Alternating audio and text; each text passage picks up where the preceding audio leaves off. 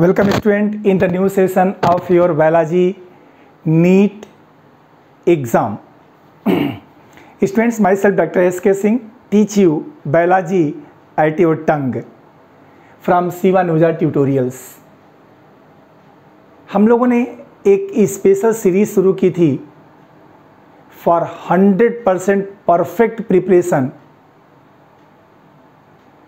For upcoming NEET exam. और इस series में हम लोगों ने अलग अलग तरह के क्वेश्चंस को डिस्कस करना शुरू किया था। हमने एक कोशिश के दौरान कुछ अच्छे क्वेश्चंस को पूरी 11th और 12th एनसीईआरटी बायोलॉजी से सेलेक्ट किया and the questions are most probable to be asked in upcoming NEET exam. तो ऐसे क्वेश्चन की प्रैक्टिस करने से दो फायदे आपके सामने हैं। एक तो हो सकता है कि इसमें से कुछ क्वेश्चंस आपको मिल जाएं, इसकी गारंटी कोई नहीं ले सकता, मैं भी नहीं। लेकिन हाँ, इस पैटर्न के थ्रू यदि आप क्वेश्चन की प्रैक्टिस करते जाएंगे तो हाँ, इसी पैटर्न पर क्वेश्चन आएगा, क्योंकि हर क्वेश्चन एनसीईआरटी की लाइन से है और उसका ऑप्शन भी एनसीईआरटी की लाइन से है। स्टूडेंट्स, फर्स्ट स्टेप को आपने क्रॉस कर लिया है, सेकेंड स्टेप भी आपने क्रॉस कर लिया है और आज हम पहुंच गए हैं थर्ड फोल्ड पर, तीसरे मोड़ पर। और जैसा मैंने पहले भी बोला है कि हम क्वेश्चन की शुरुआत करेंगे, टाइमिंग धीरे धीरे ये कम होती जाएगी और नंबर ऑफ क्वेश्चंस बढ़ते जाएंगे, जिससे कि एक रिदम के थ्रू आप कम समय में पूरे 90 क्वेश्चंस को कैसे सॉल्व कर पाएँ, यही हमारी कोशिश है।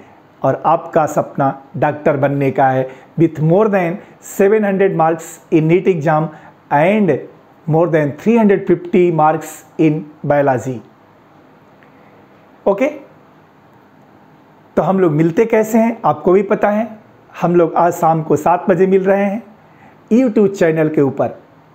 यूट्यूब पर जब कभी भी कोई नया स्टूडेंट जुड़े, घबराए नहीं, वो सीधे सीधे सिवा नुजा ट्यूटोरियल्स को यूट्यूब पर डालकर सर्च कर ले और देख ले। इसमें बहुत सारे वीडियोस पड़े हुए हैं, उसमें जो पढ़ना चाहे पढ़ सकता है।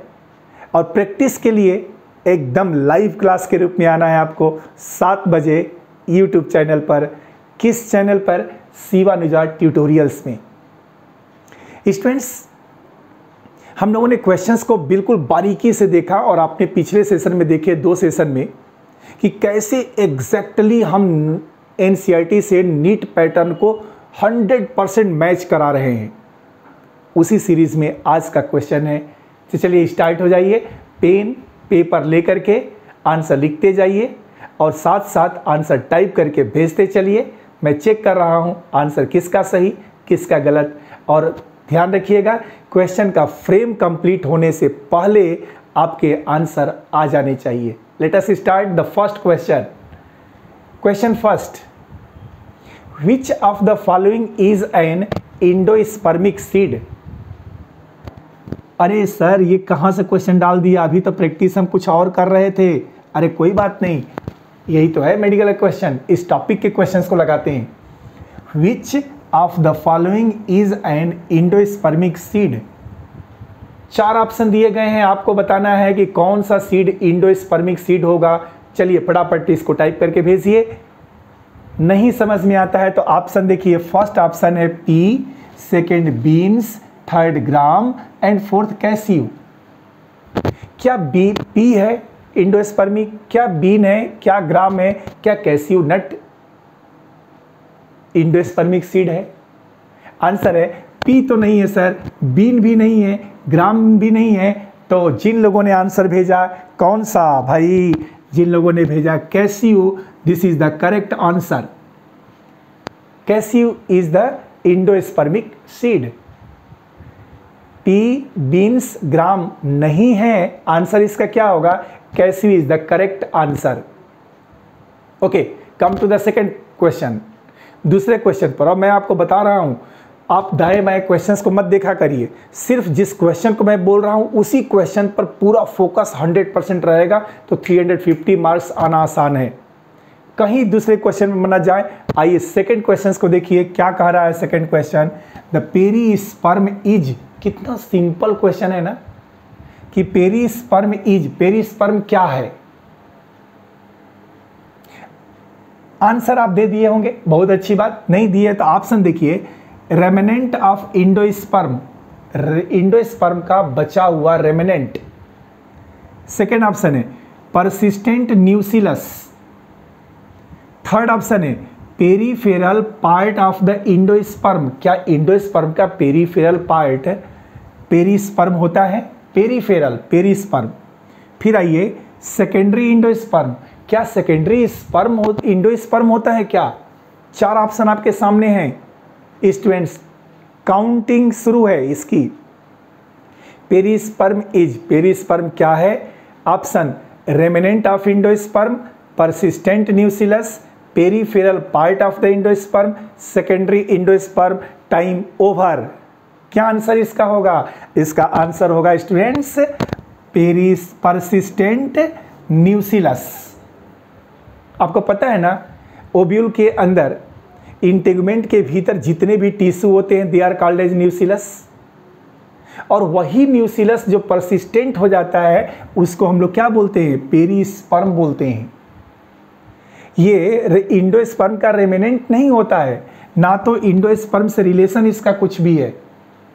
पेरिस्पर्म न्यूसिलस के परसिस्टेंट स्ट्रक्चर को कहा जाता है, ओव्यूल के अंदर पाया जाता है, फीमेल फ्लावर में। ओके, आइए क्वेश्चन नंबर 4, चौथे क्वेश्चन की काउंटडाउन शुरू।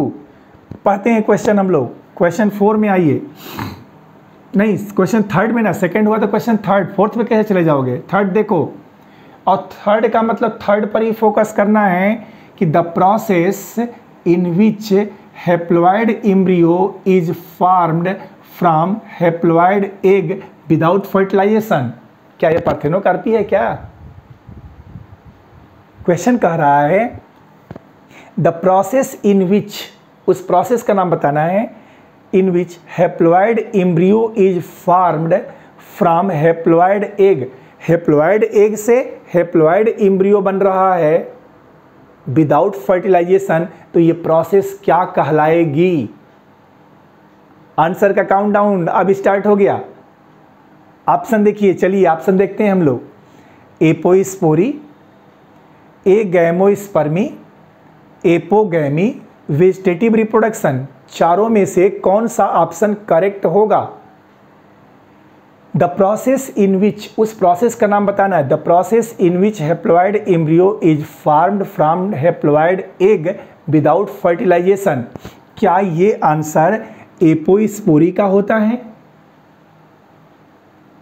आप में से बहुत सारे स्टूडेंट सोच रहे हैं ऐसे क्वेश्चन को किताबों से पढ़ लें। किताब से पढ़ेंगे तो सिर्फ आप पढ़ेंगे, फिर उसका क्वेश्चन लगाएंगे, फिर आंसर देखेंगे सही है नहीं। यहां पर कई सेंस एक साथ काम कर रहे हैं। एक तो आपकी आंखें कंसंट्रेट है इस क्वेश्चन के ऊपर, दूसरा मेरी आवाज से आपके ईयर का भी पूरा कंसंट्रेशन बन रहा है। मैं 2 बार 3 बार इस क्वेश्चन को पढ़ रहा हूं विथ ऑप्शन, मतलब एक क्वेश्चन आपके दिमाग में फ्रेम करता जा रहा है। ये इसका फायदा है। इसी क्वेश्चन को आप किताब से पढ़ लीजिए, 2 दिन बाद भूल जाएगा, लेकिन अगर यहां पढ़ लिए, यहां प्रैक्टिस कर लिए, ये नहीं भूलने वाला है, ये गारंटी है इसकी। क्या एपोस्पोरी है? क्या एगैमोस्पर्मी है? क्या एपोगैमी है? क्या वेजिटेटिव रिप्रोडक्शन है? आंसर है इस एग से एम्ब्रियो के बनने की प्रोसेस बिना फर्टिलाइजेशन के एगैमोस्पर्मी कहलाती है। This is known as agamospermy. तो इसका आंसर कौन सा सही होगा भाई student? The answer is agamospermy. जिन लोगों ने भेजा उसमें कुछ लोगों ने गलत भेजा आंसर, कुछ लोग मिलाइए। इसका आंसर एगैमोस्पर्मी है। आ रहा है आंसर आपका, आ रहा है, चिंता मत करिए। क्वेश्चन नंबर 3 के बाद से आइए क्वेश्चन नंबर 4 पर चलते हैं हम लोग। चौथे क्वेश्चन पर चलते हैं। चौथा क्वेश्चन क्या है? आप बिल्कुल पीछे की चीजों को भूलते हुए फिर से एक नए माइंड सेट करिए, नया रीसेट करिए, रीसेट। और भाई सुनिए क्या कह रहा है कि which type of pollination is quite, QUITE, quite rare in flowering plants.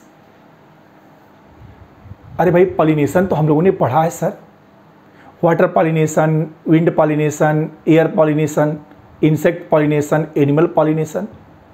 ये कहां से आ गया कि रेयर कहां गया? अरे भैया एनसीईआरटी पढ़ो ना। एक पॉलिनेशन की हेडिंग में उसने लिखा है कि this is quite rare, NCERT में लिखा है क्वाइट रेयर, और वही क्वेश्चन बन गया है आपके सामने क्या कि which type of pollination is quite rare. Rare मतलब सबसे कम होता है, quite rare in the flowering plants, कि फ्लावरिंग प्लांट्स में कौन सा पॉलिनेशन सबसे कम होता है।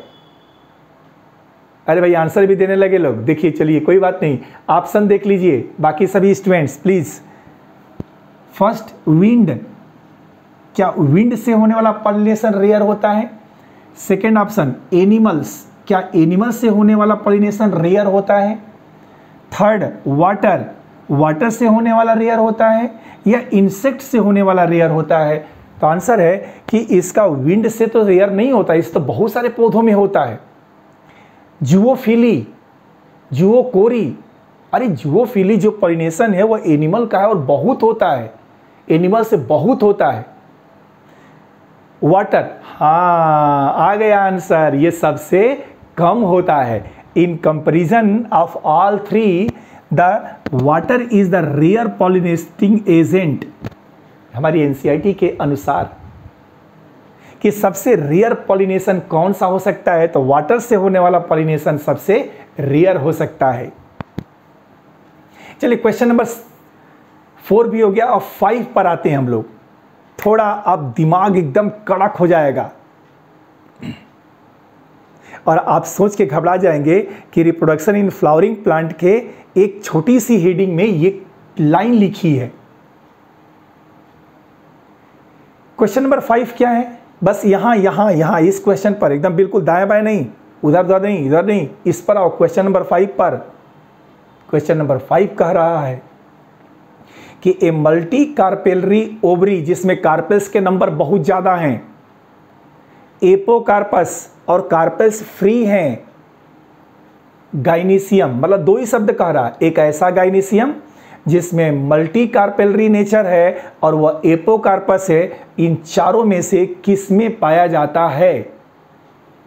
Multi carpellary, apocarpous, gynoecium is found in, option है पपायवर सोमनीफेरम, माइकेलिया, हिबिस्कस रोया साइनेंसिस या आल, सभी में। सोच के बताओ आंसर, अभी देर हो रहा है आने में।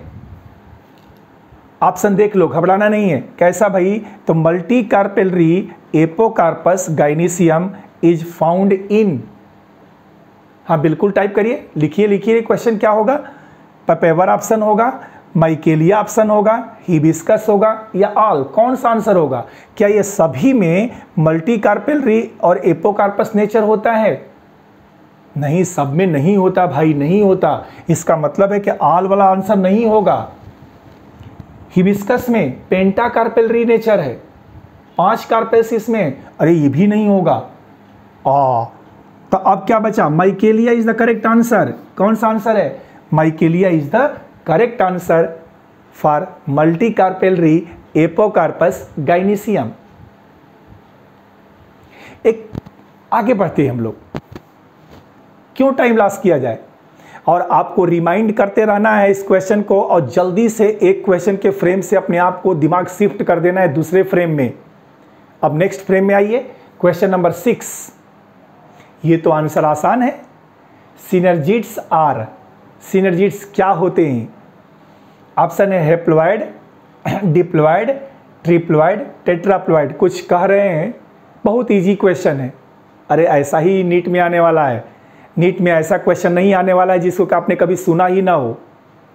अगर ऐसा कोई टीचर कहता है, ऐसा कोई स्टूडेंट समझता है, सुनता है कि बहुत कठिन क्वेश्चन आएगा, तो अपने दिमाग से इस भूत को निकाल दो। एनसीईआरटी में जो है वही सबसे सिंपल फॉर्म में करके नीट के क्वेश्चन में फ्रेम होगा। क्या है भाई आंसर? आंसर सिनर्जिड्स आर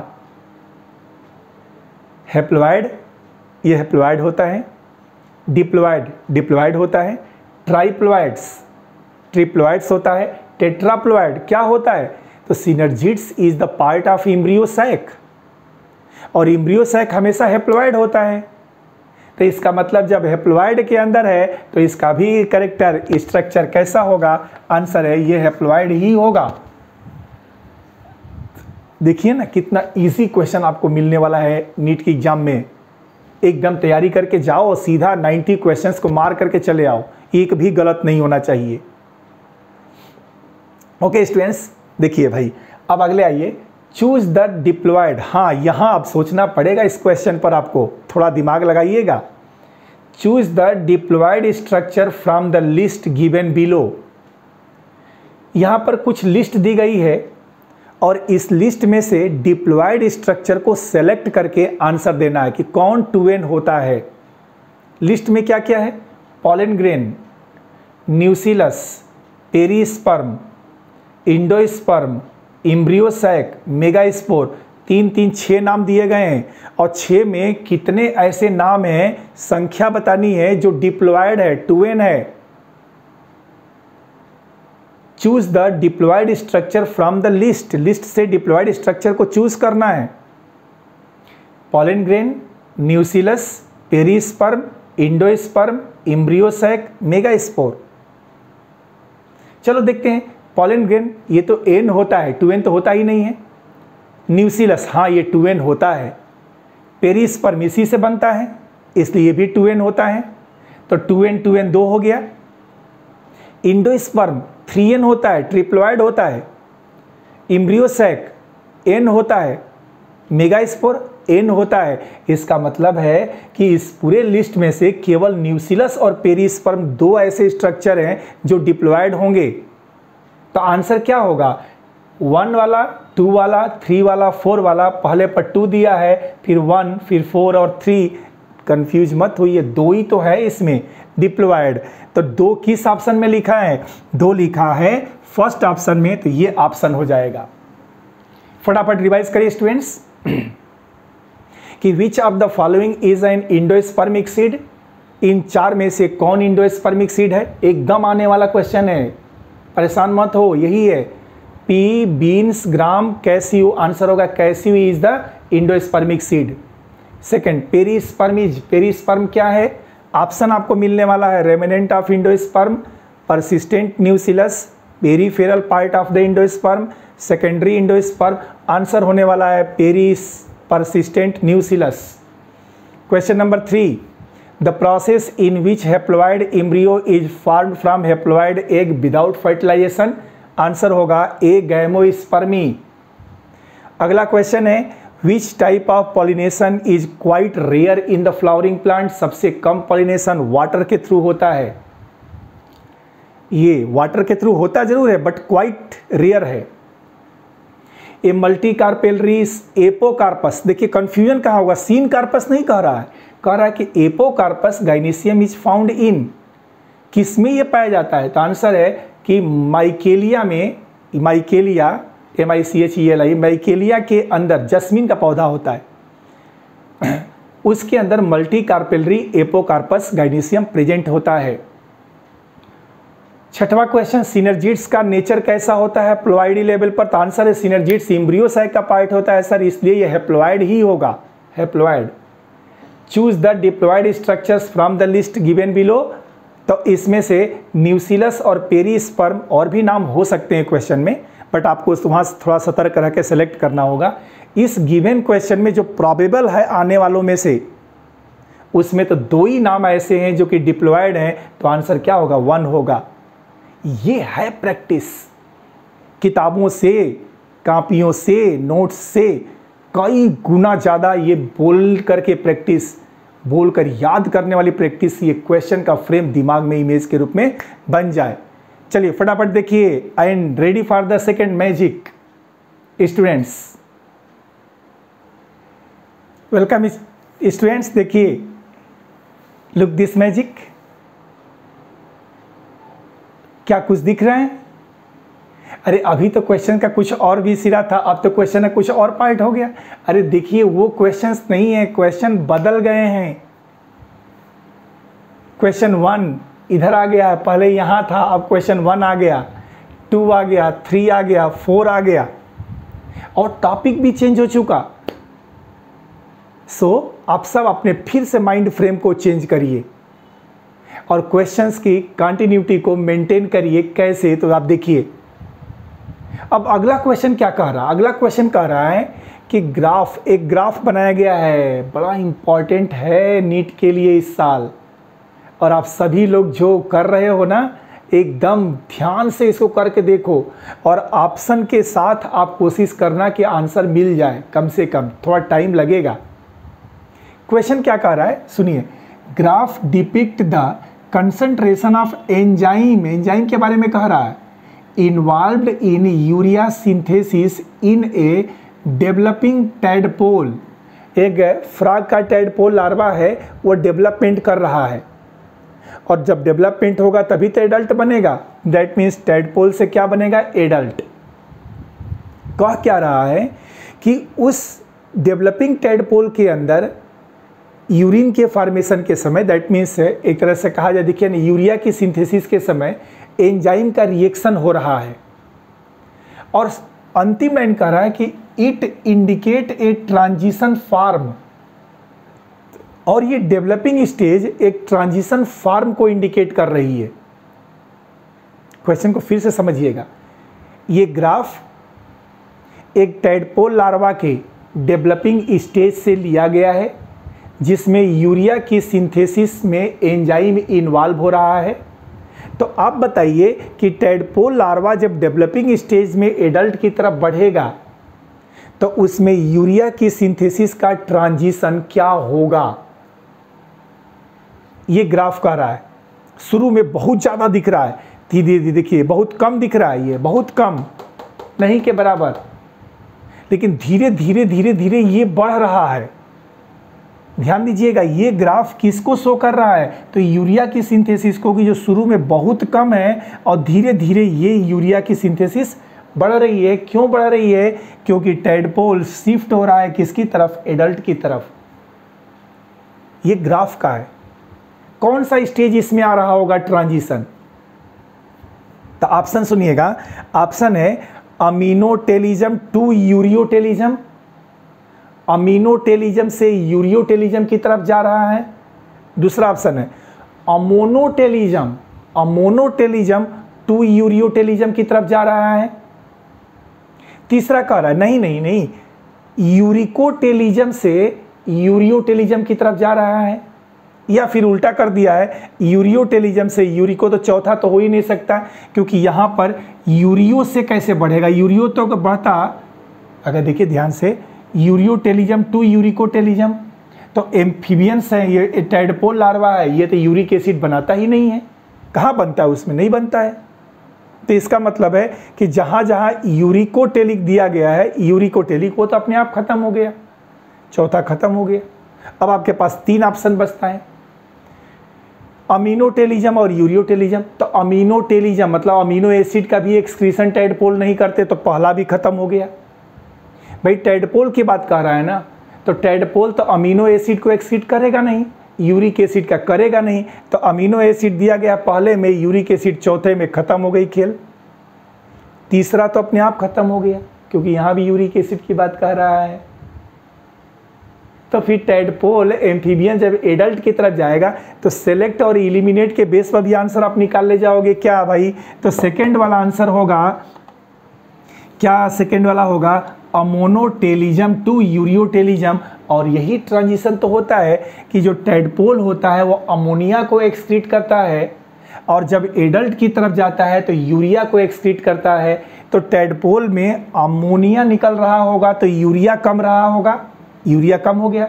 जैसे जैसे टैडपोल डेवलप हो रहा होगा, अमोनिया कम होती गई होगी, यूरिया बढ़ता गया होगा, और जब एडल्ट में पहुंचा होगा तो केवल यूरिया रह गई, वहाँ पर अमोनिया नहीं रह गई। तो ये क्या होगा आंसर? Ammonotelism to ureotelism. इस ग्राफ का आंसर यही है। एक्सक्रीटरी प्रोडक्ट, एक्सक्रीटरी सिस्टम का क्वेश्चन है स्टूडेंट्स। चलिए कम, अब नेक्स्ट क्वेश्चन पर इससे शिफ्ट हो जाइए। आइए एक अलग क्वेश्चन हम लोग देखते हैं, हीमोडायलिसिस से रिलेटेड है। Dialysing unit contain a fluid which is almost same as plasma except that is it has. इतने एनसीईआरटी की लाइनें दे दिया है कि एक डियलाइजिंग यूनिट जिसको हम लोग आर्टिफिशियल किडनी कहते हैं, उस आर्टिफिशियल किडनी के अंदर सेलोफेन पेपर के ऊपर और नीचे एक फ्लूइड फ्लो करता है जिसको डियलाइजिंग फ्लूइड कहा जाता है। उस डियलाइजिंग फ्लूइड का जो कंपोजिशन होता है वह ह्यूमन के ब्लड प्लाज्मा के कंपोजिशन के बिल्कुल समान होता है। केवल एक अंतर होता है। क्या अंतर होता है वही बताना है आपको। High glucose, high urea, no urea, high uric acid. क्या इस फ्लूइड में हाई ग्लूकोज होता है? क्या ये हाई यूरिया होती है या इसमें यूरिया नहीं होता है? तो आंसर है प्लाज्मा और फ्लूइड में सब कुछ बराबर होता है, सिर्फ एक चीज़ का अंतर होता है कि प्लाज्मा में यूरिया होती है और फ्लूइड में यूरिया नहीं होती। तो आंसर कौन सा इसका सही हो जाएगा? ये answer no urea. Artificial kidney के फ्लूइड में यूरिया प्रेजेंट नहीं होती। कम। थर्ड क्वेश्चन पर आइए, नेक्स्ट क्वेश्चन पर देखिए। अब अगले स्टेप के क्या कह रहा है, differences between glomerular filtrate and plasma. पढ़ते तो बार बार आए हैं, अब क्या करें? ये आंसर आपको बताना ही पड़ेगा। क्या होगा इसका आंसर? दोनों पढ़ा है, एकदम अच्छे से पढ़ा है कि ग्लोमेरुलर फिल्ट्रेट और प्लाज्मा में क्या अंतर होता है, किस बात का अंतर होता है। अरे भाई बहुत मेहनत किए हो ना, तो लोग कहते हो ना कि इजी है। एनसीईआरटी अपने आप में बहुत कठिन है और एनसीईआरटी के लाइन से अगर क्वेश्चन आएगा ना तो ज़्यादा डिफ़िकल्ट करेगा, परेशान करेगा आप लोगों को। देख लीजिए ना, एनसीईआरटी का ही है, पूरा एनसीईआरटी की लाइनें दे दिया है। ये भी है वही चीज़, ये भी है। ये थोड़ा सा मॉड्यूलेट किया है एनसीईआरटी का, है एनसीईआरटी के केस में, बट उसको चेंज किया गया है। लेकिन ये तो एज इट इज़ दे दिया गया। तो इसको बताइए ना कि ग्लोमेरुलर फिल्ट्रेट और प्लाज्मा में क्या डिफरेंस होगा। क्या प्रोटीन का डिफरेंस होता है या फिर कह रहा है फर्स्ट येलो होता है लेटर वाइट होता है। फर्स्ट येलो का मतलब ग्लोमेरुलर फिल्ट्रेट येलो होगा, प्लाज्मा वाइट होगा। या फिर कह रहा कलर में अंतर है। तीसरा कह रहा फर्स्ट वाइट, ये ग्लोमेरुलर फिल्ट्रेट वाइट होता होगा और प्लाज्मा येलो होता होगा। या फिर पोटेशियम का डिफरेंस है। ये चार ऑप्शन है। अब बहुत ट्रिकी आंसर है, याद रखना है। और ये आने के चांसेस इसके ज़्यादा बन रहे हैं इस क्वेश्चन के।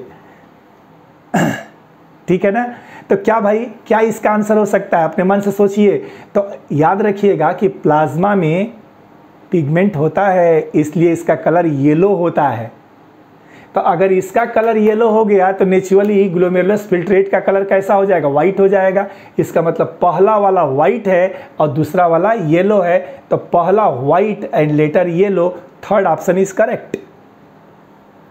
कौन सा ऑप्शन करेक्ट है इसका? थर्ड ऑप्शन इसका करेक्ट हो गया। अगली बात आ जाइए, कह रहा है कि इफ द डायमीटर, अब ये फिर एनसीईआरटी की लाइन से क्वेश्चन है कि if the diameter of afferent arteriole is less than efferent arteriole. मैं डायग्राम जानबूझ के नहीं बना रहा हूं, जिससे कि आप कम से कम अपने दिमाग को जोड़ डालें। उस एनसीईआरटी के डायग्राम को अपने आंख बंद करके इमेज में ले आइए। एफरेंट कौन सा था, इफरेंट कौन था? जो आ रहा था वो एफरेंट था, जो जा रहा था वो इफरेंट था। अब कह रहा है कि अगर एफरेंट का डायमीटर कम हो जाए और इफरेंट का बढ़ जाए तो क्या प्रभाव पड़ेगा? ये क्वेश्चन है। ऑप्शन सुनिए, अल्ट्रा फिल्ट्रेशन इज स्लो। अगर एफरेंट का डायमीटर कम हो गया, इफरेंट का बढ़ गया तो अल्ट्रा फिल्ट्रेशन स्लो हो जाएगा। सही ऑप्शन या गलत सोचिए। दूसरा सुनिएगा, नो इफेक्ट, नहीं प्रभाव पड़ेगा। तीसरा, ultra filtration is not possible. अगर ये ऐसा हो गया तो अल्ट्रा फिल्ट्रेशन संभव नहीं है। क्या ये सही है? नहीं। तो फिर चौथा आंसर सुनिएगा, अल्ट्रा फिल्ट्रेशन स्टॉप, रुक जाएगा, एंड सिक्रीशन स्टार्ट, और सिक्रीशन बढ़ जाए, शुरू हो जाएगा। चारों में से कौन सा आंसर सही लग रहा है आपको? किस परिस्थिति में? तो उस परिस्थिति में जब एफरेंट आर्टरियोल का डायमीटर क्या हो जाए, लेस देन इफरेंट, एफरेंट छोटा हो जाए, इफरेंट बड़ा हो जाए अपने डायमीटर में, तो अरे यार होगा ही नहीं, स्लो कहाँ से होगा, प्रभाव तो पड़ना है। और अल्ट्रा फिल्ट्रेशन है तो सिक्रीशन से क्या लेना देना। इसका मतलब है कि ये देखिए तीसरा ऑप्शन इसका सही होगा, ultra filtration is not possible. इस केस में अल्ट्रा फिल्ट्रेशन पॉसिबल नहीं है स्टूडेंट्स। अब देखिए इन सारी चीजों को, क्वेश्चंस को क्या कर रहे हैं। इस ग्राफ में एक टैडपोल लार्वा और एडल्ट के बीच का ग्राफ बताया गया।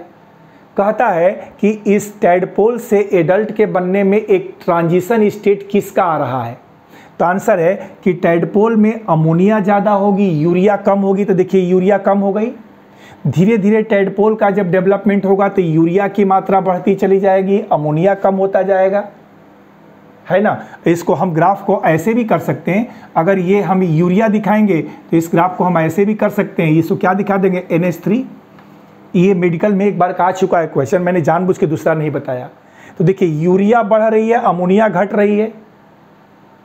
तो इसका मतलब क्या हो रहा है भाई, तो अमोनोटेलिक से यूरियोटेलिक की तरफ ट्रांसफर हो रहा है। पहले अमोनोटेलिक था ना ज़्यादा, अब वो शिफ्ट हो रहा है किसकी तरफ, यूरियोटेलिक की तरफ। देखिए ये यूरियो और अमोनोटेलिज्म खत्म हो रहा है। तो एक ऐसा ट्रांजिशन है जिसमें अमोनोटेलिक कम हो रहा है, यूरियोटेलिक बढ़ रहा है। दैट मीन्स यह अमोनिया से यूरिया की तरफ शिफ्ट हो रहा है। डियलाइजिंग यूनिट और प्लाज्मा में क्या डिफरेंस होता है, तो यूरिया का डिफरेंस होता है कि डियलाइजिंग यूनिट के फ्लूइड में यूरिया नहीं होती, क्योंकि ये यूरेमिया के दूर करने की प्रक्रिया होती है। ग्लोमेरुलर फिल्ट्रेट और प्लाज्मा में क्या डिफरेंस है, तो ग्लोमेरुलर फिल्ट्रेट व्हाइट होता है और प्लाज्मा येलो कलर का होता है। अगर एफरेंट का डायमीटर कम हो जाए, इफरेंट का बढ़ जाए, तो अल्ट्रा फिल्ट्रेशन पॉसिबल नहीं है। स्टूडेंट्स इसको आप देखिए ना, ये देखिए और एक बार इसको देखिए और again ready for the next magic.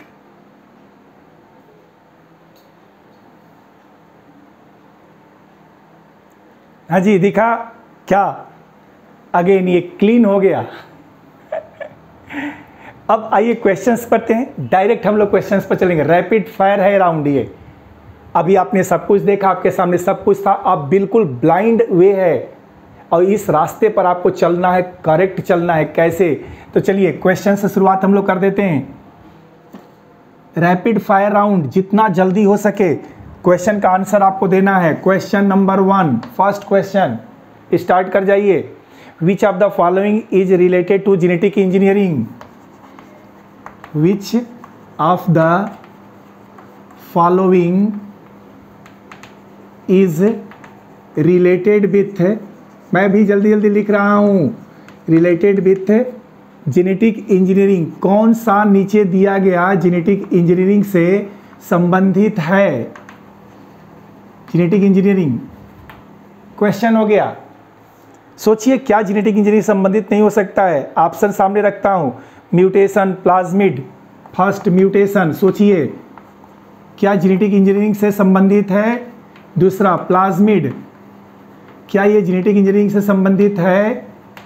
Third तीसरे ऑप्शन पर आ जाइए भाई। थर्ड ऑप्शन कह रहा है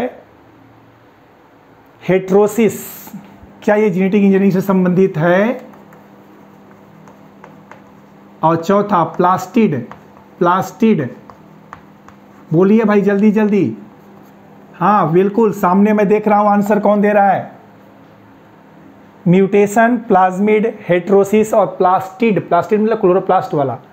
कह रहा है कि कौन जेनेटिक इंजीनियरिंग से संबंधित है भाई, तो आपका आंसर क्या आना चाहिए, ये आना चाहिए, plasmid is directly related with genetic engineering. देखिए कितना सिंपल सा क्वेश्चन। द टेक्निक, अगला क्वेश्चन सुनिएगा। नेक्स्ट क्वेश्चन इससे क्या हो सकता है इस टॉपिक से। द टेक्निक इन्वॉल्व इन, एक ऐसी टेक्निक बोलिएगा, इन्वॉल्व इन एडिशन मतलब जोड़ना, and deletion of gene, addition और डिलीशन ऑफ जीन में कौन सी टेक्नोलॉजी इन्वॉल्व होगी? जीन को अगर आप ऐड करना चाहते हैं, जीन को जोड़ना चाहते हैं, तो कौन सी टेक्निक इसमें यूज होगी? चलिए ऑप्शन बोल दूं। पहला जीन थेरेपी, सही है या गलत? पहला क्या होगा? Gene therapy. चलो दूसरा सुनो, जीन स्प्लाइसिंग। क्या जीन स्प्लाइसिंग है सही आंसर? बोलो जल्दी से जल्दी बताओ। तीसरा सुनो, जेनेटिक इंजीनियरिंग, जीन इंजीनियरिंग, क्या यह आंसर सही होगा? चौथा ऑप्शन सुनिए भाई, चौथा ऑप्शन दिया गया है artificial synthesis. Artificial synthesis rapid forward है, इसलिए आपको बहुत टाइम नहीं दिया जा सकता इसमें। Gene therapy, gene splicing, genetic engineering, artificial synthesis, कौन सी इसमें टेक्निक है जो जीन के एडिशन और डिलीशन से संबंधित है? अरे भाई ये तो सीधा सीधा कौन सा आंसर होगा? Gene engineering. मिला लीजिए किसका किसका सही आंसर है ये।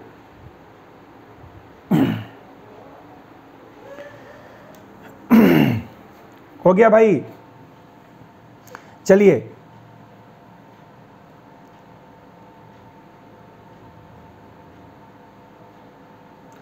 Transfer of any alien gene into different organism. Question है बड़ा बढ़िया है। ट्रांसफर सुनिए, बहुत सिलेक्शन के बाद ये मिला है एनसीईआरटी की लाइन। और transfer of an alien gene into an organism, किसी एक एलियन जीन को एक जीव में डाला गया, an organism, can be done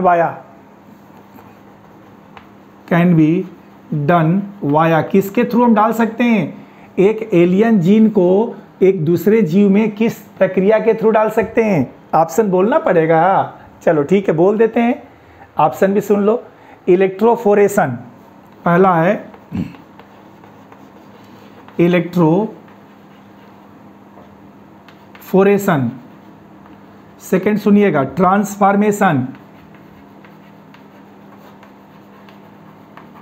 transformation के द्वारा डाला जाएगा। और आप सुनिएगा इसका आंसर क्या हो सकता है भाई? कुछ समझ में आ रहा है?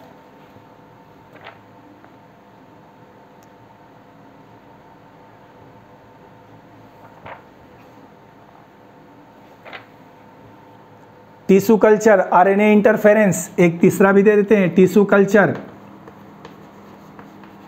कल्चर के द्वारा क्या जीन डाल सकते हैं? चौथा ऑप्शन है आरएनए इंटरफेरेंस के द्वारा डाल सकते हैं, आरएनए इंटरफेरेंस।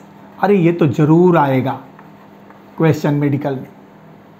कौन सी ऐसी प्रोसेस है जिसके थ्रू हम एक एलियन जीन को दूसरे ऑर्गेनिज्म में डाल सकते हैं?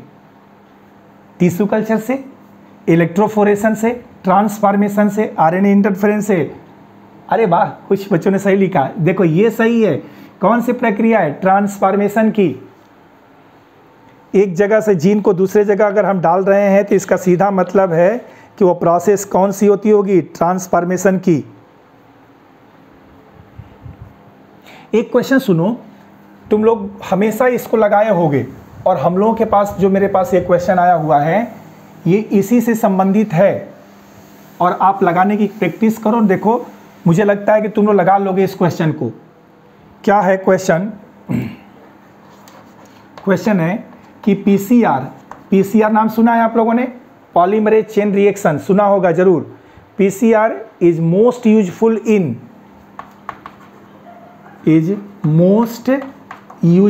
इन पीसीआर सबसे ज्यादा यूजफुल किस में है?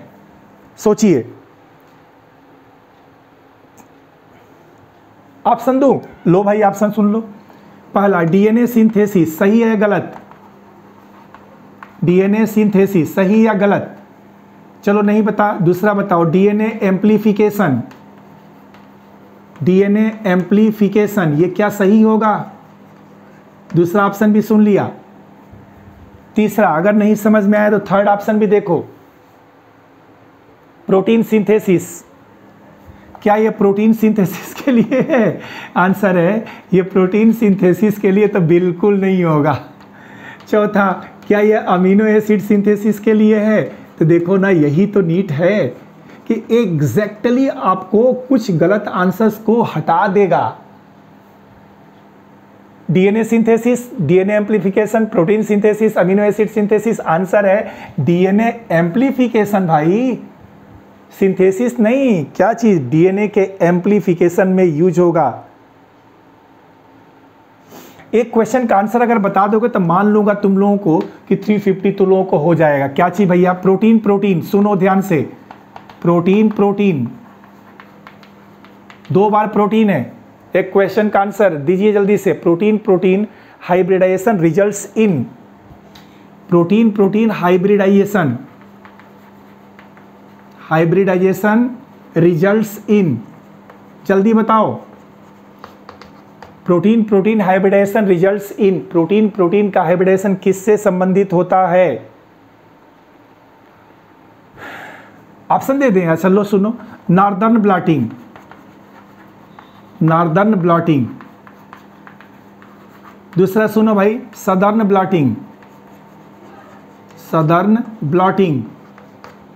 तीसरा भी आंसर सुन लो, वेस्टर्न ब्लॉटिंग, उत्तर दक्षिण पूरब, नहीं पूरब नहीं है, वेस्टर्न पश्चिम है, वेस्टर्न ब्लॉटिंग। चौथा सुन लो, नन, नन, नन नहीं है। किससे संबंधित है? Protein protein hybridization. अरे भाई, protein protein hybridization western blotting से संबंधित है। किससे संबंधित है? वेस्टर्न ब्लॉटिंग से संबंधित होता है।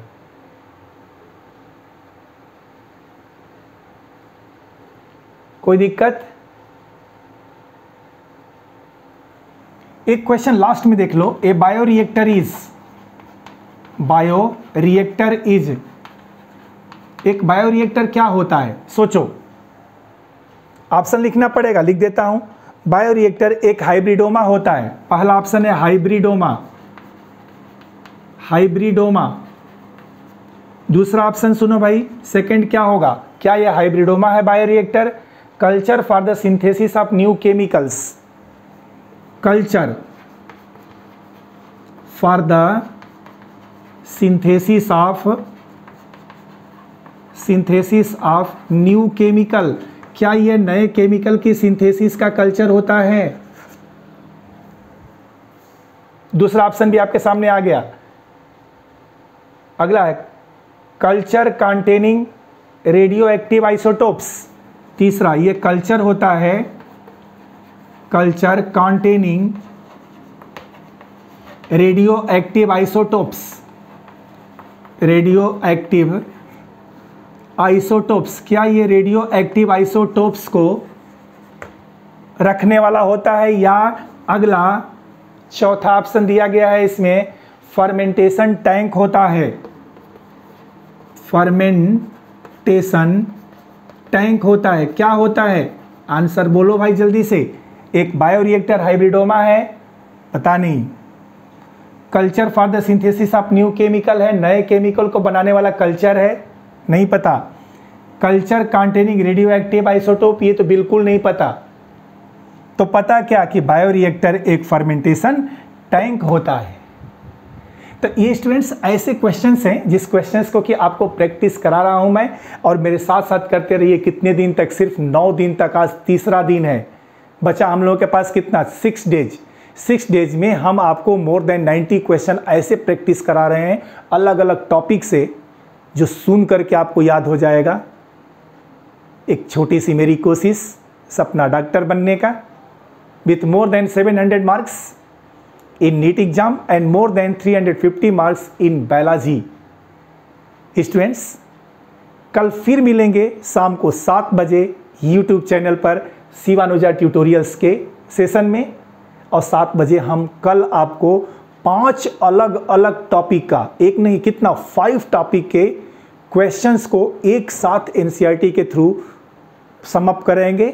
और टाइमिंग आज से भी कल कम हो जाएगी।